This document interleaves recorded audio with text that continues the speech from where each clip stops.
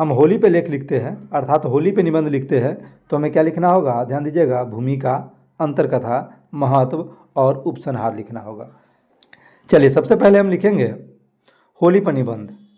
होली पर निबंध लिखेंगे जैसा कि प्रश्न में कहा गया था कि पहले भूमिका लिखना है। ध्यान रखिएगा, पहले भूमिका लिखना है। तो भूमिका हम किस प्रकार से लिखेंगे, देखिएगा। होली जिसे रंगों का त्यौहार भी कहा जाता है, भारत के सबसे जीवंत और लोकप्रिय त्योहारों में से एक है। यह उत्सव खुशियों का प्रतीक है जो रंगों की बहार से सजा होता है। हर उम्र के लोग एक साथ आकर इस त्यौहार में भाग लेते हैं और एकता और खुशी की भावना में डूब जाते हैं। होली आमतौर पर मार्च में मनाई जाती है और यह वसंत ऋतु के आगमन का संकेत देती है। होली का त्यौहार खुशी, उमंग, एकता और सांस्कृतिक समृद्धि का प्रतीक है। यह त्यौहार हमें अपनी परंपराओं और विरासत से जोड़ता है और हमें सिखाता है कि हमें अपने मतभेदों को भुलाकर एक रहना चाहिए। इस प्रकार से हम भूमिका लिखेंगे होली पर। आगे क्या लिखेंगे, आगे क्या कह रहा था, अंतर्कथा लिखना है। ध्यान रखिएगा, अंतर्कथा। चलिए देखते हैं इसका अंतर्कथा क्या लिखेंगे। होली का त्यौहार प्रहलाद और होलिका की कथा से भी जुड़ा हुआ है। विष्णु पुराण की एक कथा के अनुसार प्रहलाद के पिता असुरराज हिरण्यकश्यप ने तपस्या कर देवताओं से यह वरदान प्राप्त कर लिया कि वह न तो पृथ्वी पर मरेगा, न आकाश में, न दिन में मरेगा, न रात में, न घर में मरेगा, न बाहर, न अस्त्र से मरेगा, न शस्त्र से, न मानव से मरेगा, न पशु से। इस वरदान को प्राप्त करने के बाद वह स्वयं को अमर समझकर नास्तिक और निरंकुश हो गया। वह चाहता था कि उनका पुत्र भगवान नारायण की आराधना छोड़ दे, परंतु प्रहलाद इस बात के लिए तैयार नहीं था। हिरण्यकश्यप ने उसे बहुत ही प्राणांतक यातनाएं दी,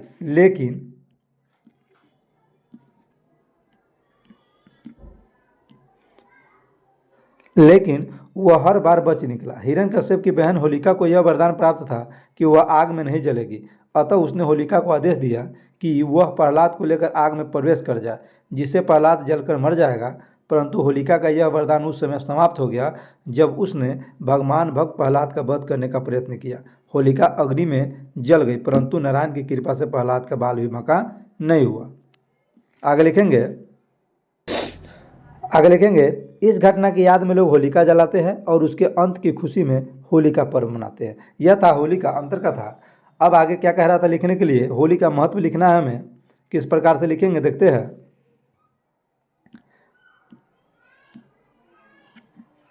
चलिए बात करते हैं होली के महत्व का।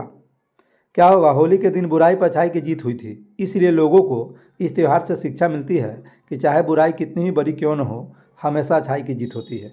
इसलिए वो हमेशा अच्छे रास्ते को ही अपनाएं। होली एक सौहार्द त्यौहार है जिसमें लोग बरसों पुरानी दुश्मनी, लड़ाई झगड़ा भुलाकर एक दूसरे से गले मिल जाते हैं। इसलिए इस त्यौहार को दोस्ती का भी प्रतीक माना गया है। इस दिन समाज में कोई ऊंच नीच नहीं देखता, सभी लोग एक दूसरे को गले लगाकर होली का त्यौहार मनाते हैं। इस समाज में ऊंच नीच की खाई कम होती है, इसलिए यह त्यौहार सामाजिक महत्व भी रखता है। इस प्रकार से होली का महत्व लिखेंगे। चलिए आगे क्या लिखेंगे, उपसंहार।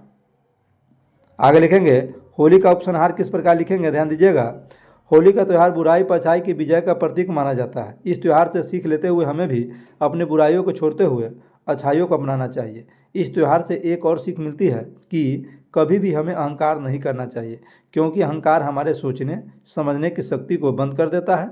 वर्तमान में भटके हुए युवाओं को हमें इस त्यौहार के महत्व और विशेषताओं के बारे में बताना चाहिए, ताकि उनके विचार बदले और हमारे इस सौहार्दपूर्ण त्यौहार की छवि बनी रहे। इस त्यौहार में लोग आपस के मतभेद भूलकर नई जीवन की शुरुआत के साथ अपने अंदर नई ऊर्जा को भी ले आते हैं। हिंदुओं में सारा परिवार इस अनोखे पर्व का पूरे साल इंतजार करता है। हर जगह रंग ही रंग दिखाई देता है, पूरा शहर रंगीन हो जाता है और एक दूसरे को बहुत सारी खुशियाँ देता है।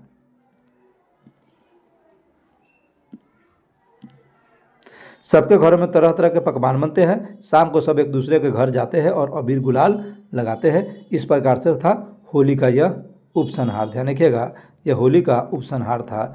इस प्रकार से ही अगर किसी भी विषय वस्तु पर हमें निबंध लिखने को मिले तो इस प्रकार से ही निबंध लिखा जाता है, ध्यान रखिएगा।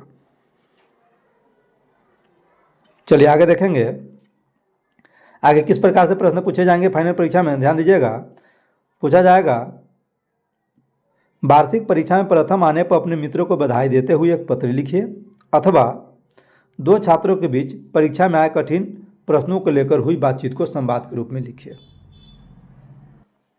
ध्यान रखिएगा, कभी भी अथवा करके यदि प्रश्न आपसे पूछा जाए तो उन प्रश्नों में से किसी एक प्रश्नों का ही आंसर हमें देना पड़ता है, ध्यान रखिएगा।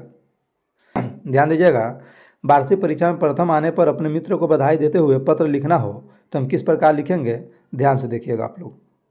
सबसे पहले ऊपर की तरफ दाएं साइड में लिखेंगे परीक्षा भवन, क्योंकि यह पत्र हम परीक्षा भवन में बैठकर लिख रहे होंगे, इसलिए लिखेंगे परीक्षा भवन। उसके बाद उसके जस्ट नीचे लिखेंगे तारीख, जिस दिन हम लिख रहे होंगे उस दिन का तारीख लिखेंगे, और बाएं साइड में हम इस प्रकार से शुरुआत करेंगे जैसा कि हम आपको बता रहे हैं। लिखेंगे प्रिय मित्र राम, सप्रेम नमस्ते। हो सकता है आपका मित्र कोई और हो, अपने मित्र का नाम लिखें।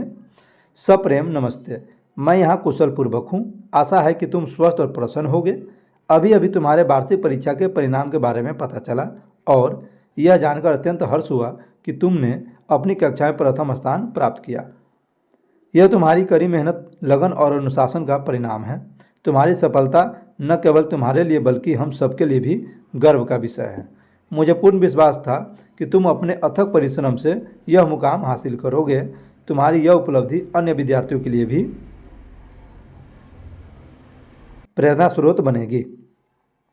मुझे यकीन है कि तुम भविष्य में भी इसी तरह मेहनत करते रहोगे और अपने माता पिता और शिक्षकों का नाम रोशन करोगे।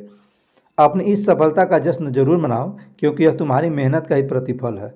जल्दी ही तुमसे मिलने की इच्छा है ताकि तुम्हें व्यक्तिगत रूप से बधाई दे सकूं। कृपया अपने अनुभव और भावनाएं भी साझा करना। तुम्हारा सच्चा मित्र श्याम।